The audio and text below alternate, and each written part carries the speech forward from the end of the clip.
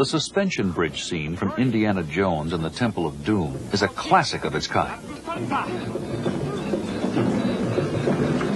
lady, we're going for a ride. The good guys and the bad guys meet face to face over a rocky gorge, 500 dizzying feet above an alligator-filled river. Is he nuts? He's no nuts. He's crazy. All around. Special effects made danger seem terrifyingly real, especially in the final shot. Oh, put out of the way!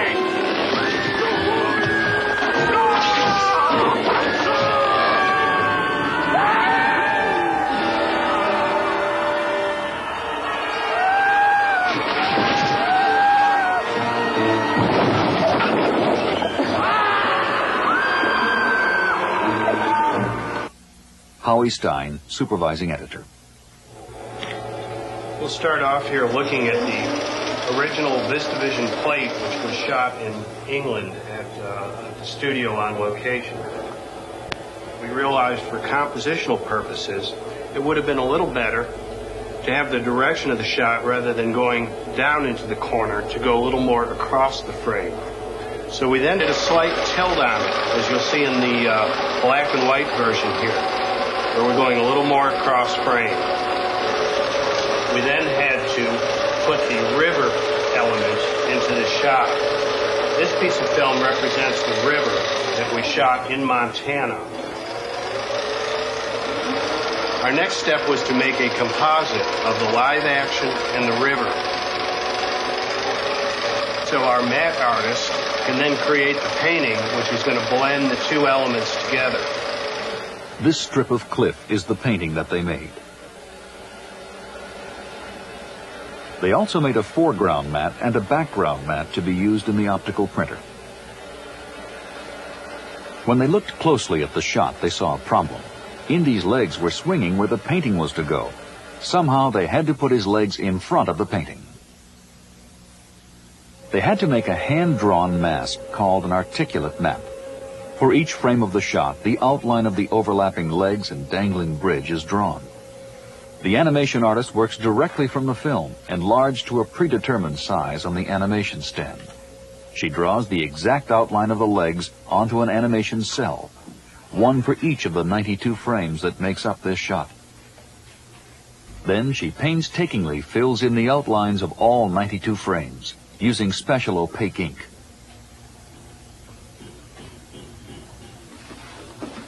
When all 92 cells are finished, she films them in sequence. The animation stand used to enlarge the film doubles as a camera. A magazine of fresh black and white film stock goes into the same gate and is held by the same pins that align the original film footage.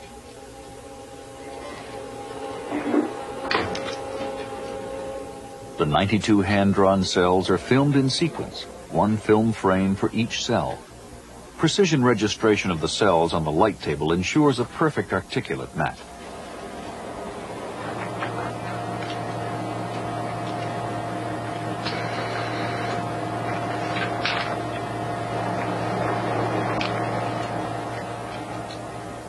And here it is, all 92 frames of it.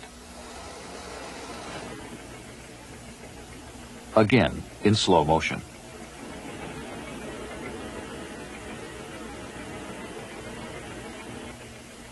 To see it work, watch for Indy's white trousers, way down at the bottom of the dangling bridge, swinging in front of the painted part of the cliff. There. But flailing legs weren't the only special effects problem in this shot. They also had to make the bad guys seem to fall into the abyss without actually killing anyone. They did it with puppets. Dennis Muren. We're supposedly a few hundred feet above the water, but in fact, the suspension bridge, the bottom of it, was about 10 feet above cushions to protect people in case anybody fell and for the stuntmen to fall on. So what we needed to do was to extend the cliff so it appeared to go down a few hundred feet more and then add a river down below it. So we had to change the figures from real stuntmen to puppets. Well, the little figures, when they fall down, they have to fall down to what I call the gravity point, which is where if you're looking down at something, it's where gravity takes an object. And that's something that everyone senses, but unless you think about it, you don't know where it is. So all these figures that are falling had to be plotted, we call it, and lined up to all fall toward a real specific point. And we did that by stop motion puppets that were manipulated frame at a time and animated to tumble as they fell down and appear to fall down 300 or 400 feet. Finally, there were the alligators. So our next step was to shoot the miniature alligators in the little puddle of milk and water.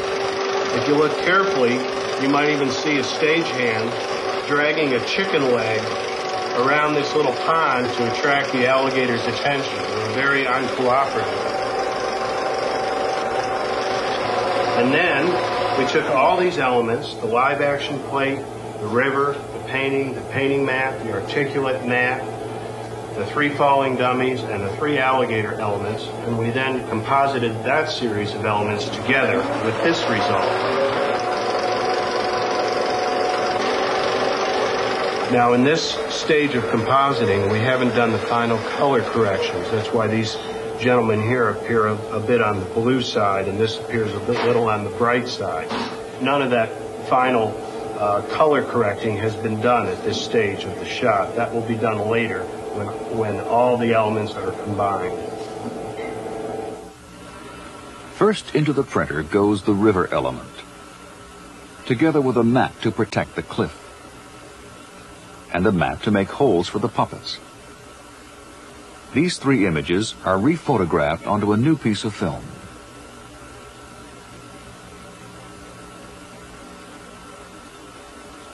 Then, the first falling puppet, together with a mat to protect everything else, is printed into its hole.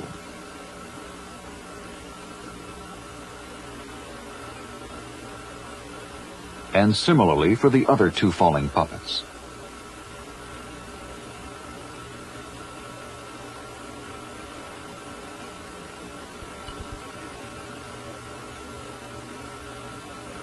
Then the painted cliff with its mat and the articulate mat for Indiana's dangling legs.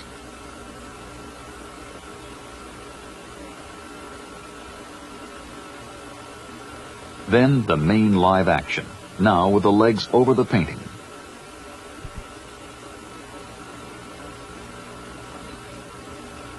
And finally the alligators are exposed in as simple black silhouettes. So after passing the film 7 times through the printer, it's finished. All that for about 2 seconds on your screen.